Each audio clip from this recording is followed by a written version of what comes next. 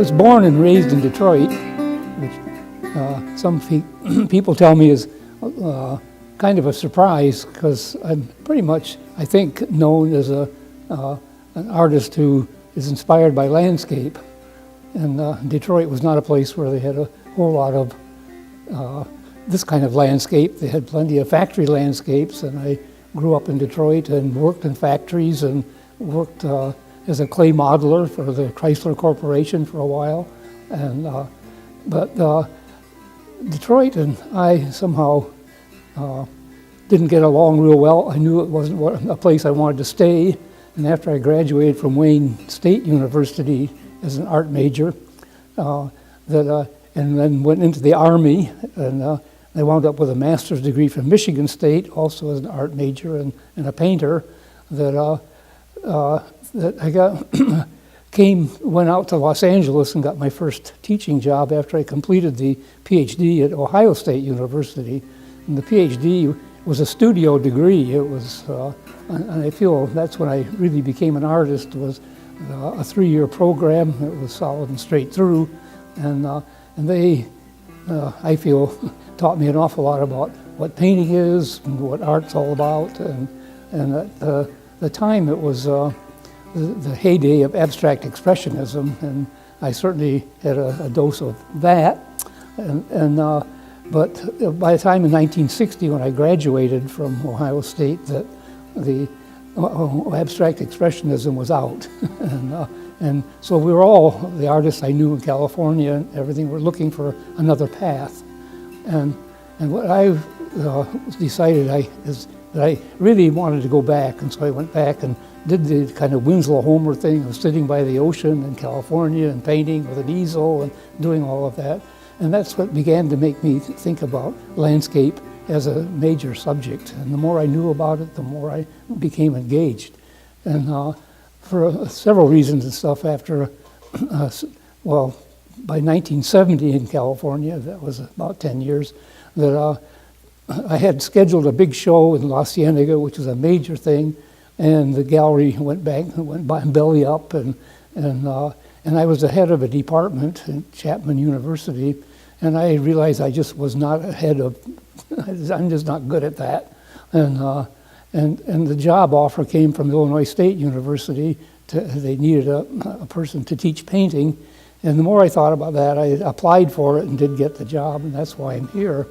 And I've never regretted that when I flew in and looked at the landscape below, it was something I'd really not ever noticed or paid attention to before, and I began to really think about landscape painting. Got a studio almost immediately with the help of Ken Holder, who's also exhibited here, and got a studio in downtown Bloomington on the Front Street, and it was an old ballroom and gave me a lot of space to do stuff, and so I did, and made large paintings and large landscape paintings, and the first thing I really attracted, I thought that I didn't really know quite what to do, and I thought the corniest and the dumbest thing I could probably do would be corn cribs.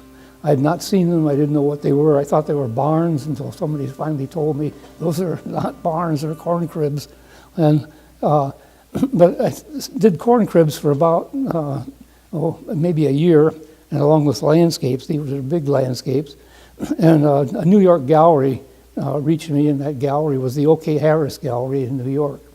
And I was told that I entered a show. The juror of the show told Ivan Karp, who was the director of the O.K. Harris Gallery, to quote, kind of get on me. And so I heard from them, and they said, come out, send your paintings, and we'll look at your art. I did, they did, and I got into the O.K. Harris Gallery in 1971. And that was right into the first wave photorealism. And I could do photorealism because that was my training way back, but at the time you were almost ashamed of it because realism was seen as being like the poor. It was always be around, something everybody could do, but it really wasn't quite true. And anyway, that Ivan Karp took me on, and I became part of the 100 Acres Gallery, which was his across the street small gallery for smaller works. By maybe 3 or 4 years, I did very well. I sold a lot, and things began to happen. and did some travel and met a whole lot of artists, which is all part of what one has to have happen when you're in the arts, and got to know a lot of people. And so I was then taken on by the Tibor de Nagy Gallery. That's Tibor de Nagy, N-A-G-Y, which was a very prominent gallery, and that was really a big deal. And I showed with them for the next 17 years. And there was a Mr. Tibor de Nagy, and he was a Hungarian immigrant and very understanding and interesting person. He died 17 years later, and he died, and the gallery changed hands, and they now show a lot of very different artists, and everyone who was with the gallery when Tibor died are no longer with the gallery, so that all changed. And since then I went with a couple other New York galleries, and I'm now with the ACA Gallery in New York, the American Contemporary Art Gallery in downtown New York. But also, I showed in Chicago, and that's something when I came here, I realized that Chicago seemed to be the destination of everyone trying to get a gallery, and that was 1970. And I first got a New York gallery, and then Chicago came to me, and asked would I show with them, and so I did, and that was with Nancy Lurie. And Nancy Lurie is also now passed, but she was very, very helpful in establishing me in Chicago. And so when she died, which was 1988, that she made sure that the artists she was showing, that they all had a gallery to go to. And the gallery that I went with at her behest was the Richard Gray Gallery. And I've been showing with Richard Gray ever since, and I'm still showing with Richard Gray, which is probably the top gallery in Chicago. And it's now on the 38th floor of the Hancock Tower. and so I've been represented in Chicago and in New York for a very long time, and that's a mark in an artist's favor to have that kind of representation.